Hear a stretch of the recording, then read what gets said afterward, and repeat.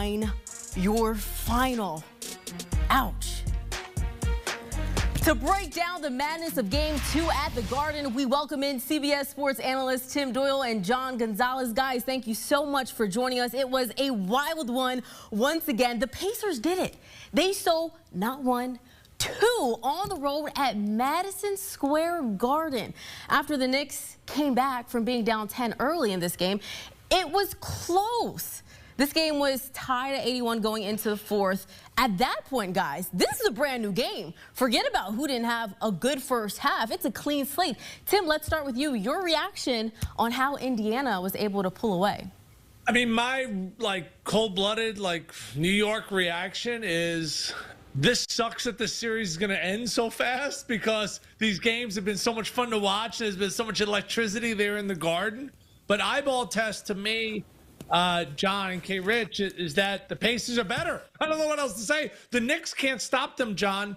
Pacers shot nearly 60% just on two-point shots and 43% on three. And every time the Knicks needed a key stop, John, they just couldn't get it. John, I'd like to dig in deeper of what Tim just said there. Do you think the Indiana Pacers are just a better team? Because this game was close almost throughout the entirety of it. I really like what New York did on the boards, especially the offensive glass, giving their team second chance looks. But at the end of the day, it's just not enough. Do you agree with Tim? Yeah, I mean, look, Mitchell Robinson was really good tonight. He ended up playing down the stretch in lieu of Cat, and I think part of that might have been that they were attacking Cat in the pick and roll. But yeah, I had the Pacers in 6 in this series. I think that they're the better complete team. Maybe, like the Knicks, all credit to them. They beat the defending champion Boston Celtics, and I think that everybody, the vibes, the energy, the emotion, everybody was having a really good time after that series. They were bing-bonging all over the city. But I think maybe they missed out on, hey, the Pacers have been an excellent basketball team since January 1. Only Oklahoma City has won more games in the regular season and the postseason than the Indiana Pacers. They are killing it right now. Game 1, you get the Halliburton game. Game 2, you get the Pascal Siakam playoff career high 39-point game. They are now 6-1 on the road in the postseason. They've had a whole bunch of comebacks. I mean, you can't kill these guys. And now we know that if you win the first 2 games on the road, that really puts the other team up against it. All time, teams that win the first 2 games on the road are 40-5. The Pacers know it because they just did it to the Cavs, and the Knicks know it because they just did it to the Celtics. So I'm not saying that the series is over. I'm not quite with Tim on that one, but they definitely have their work cut out for them if they want to be just the 6th team in NBA history to overcome this deficit. John, you have said it best so far. The Pacers are showing us that they can win in different ways, despite the first half not being ideal for Indiana. Tyrese Halliburton scored his first bucket with 2 minutes left in the half, held only to 2 points at the break. But it was, as you mentioned, Pascal Siakam who had the hot hand early, 23 points at the half, 1 point shy of a 40-piece. Tim, what does it say when your star in Halliburton can have a bad first half, but his teammate, Pascal Siakam, step up and essentially will this team to a win? Gotta be honest, it's gotta be one of the worst bets I've ever made in the history of my gambling. Before the game we were on, and I gave out Pascal Siakam under 17.5 points. He had 18 points with 2 minutes into the second quarter. It was one of the easiest losses I've ever had in my entire career. But this is the advantage the Pacers had coming in to the series, is I believe they were just a deeper squad. And this is a game where Siakam goes off. I thought Miles Turner made some enormous shots. Nembhard's made some big shots throughout the playoffs. Nesmith, obviously the 6 threes in the fourth quarter in game number 1. And now this game, McConnell has 10 off the bench. Ben Shepherd, in his 70s mustache, he made some enormous plays. Big-time assists, big-time threes. It looks like to me, John, the Knicks are running out of gas. And the Pacers never looked flustered there in the fourth quarter. Even though the game got to 1 possession a few times, they never looked like they were going to lose control. And that's a testament to when you have a guy like Halliburton just constantly makes the right play, looks up the court, drops dimes to teammates. He's able to affect the game, not just scoring, but making other guys better. Hey, TD, don't beat yourself up over that Siakam bet, man, because Siakam, in fairness, has been uneven during this postseason. In fact, I had spent much of the first 2 rounds killing him for making Halliburton and Mathurin and all these other guys, Nesmith and Nembhard, do all the heavy lifting. Miles Turner was considerably better for much of the postseason as their big than Siakam has been. And then all of a sudden, of course, tonight, because you make that bet, he goes for a playoff career high. But as Crystal had mentioned, Halliburton first half, he only had he had his first field goal with 2 minutes left in the first half after scoring 31 in game 1. And I think that's really a credit to the Pacers and how they go normally on normal nights 9 deep. And you had mentioned Bradley and Shepherd getting minutes tonight because Rick Carlisle was just throwing stuff at the wall and hoping something would stick. But those first 9 guys are all useful pieces. They're not just running them out, with the exception maybe of Thomas Bryant, who's basically just 6 fouls walking on the court.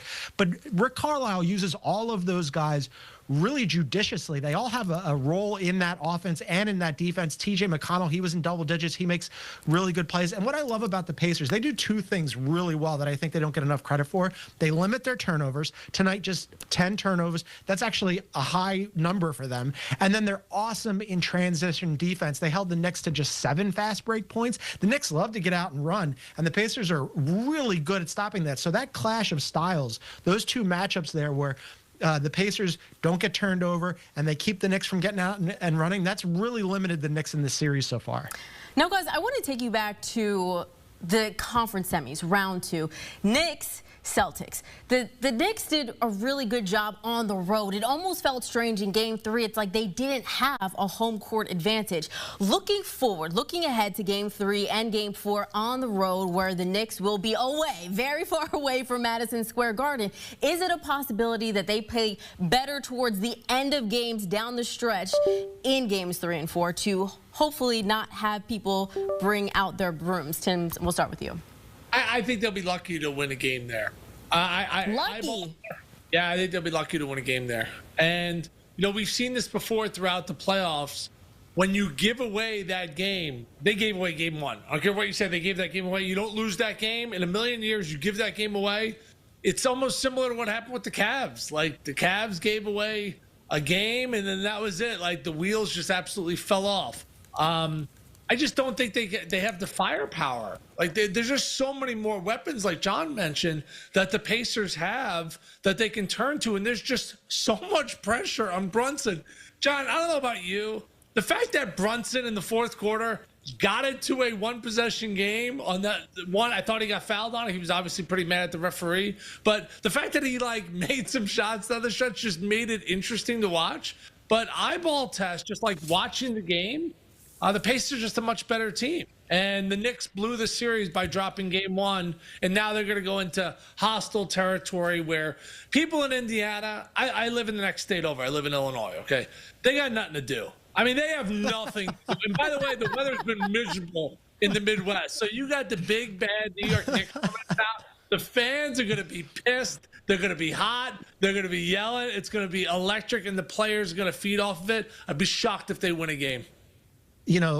Apologies to Indianapolis and Indiana. This is St. Elmo's erasure. You can go, you can get a nice steak, you can get some shrimp cocktail, the spicy shrimp cocktail. It's an underrated city. I'm not going to count the Knicks out on this, but Tim is right. It is very difficult to play in the Fieldhouse. All of a sudden, the Pacers go and win 2 on the road. That's tough enough, right? They're 6-1 on the road in the postseason. That's remarkable. But home court advantage, the Fieldhouse is a tough place to play. MSG is obviously a tough place to play, but I don't think some casual NBA fans realize what a home court advantage it is for the Indiana Pacers, because they do love their basketball there. They have things to do, Tim, but they do love their basketball there, so they're going to be energized. But I'm not going to count out the Knicks because, as Tim mentioned, Jalen Brunson, so much on his shoulders. He didn't have that final shot, but he was fantastic tonight. And I thought Bridges was really good in the 4th quarter. He's had so many games in this postseason where 4th quarter and overtime, that guy really comes to play. What I'm interested to see is what happens with Tibbs and Cat and Mitchell Robinson, because I think Tibbs might be overthinking it a little bit here.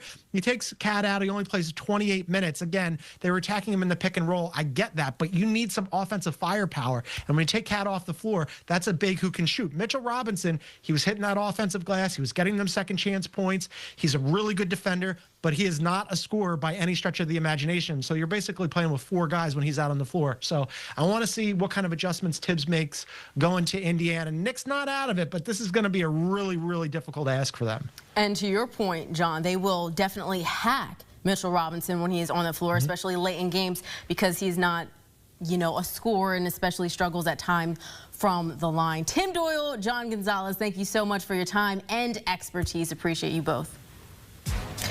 All right, 114-109, your final. Indiana Pacers winning 2 games at Madison Square Garden, winning again previously in the year 2000. Are you old enough to remember that? More highlights coming up.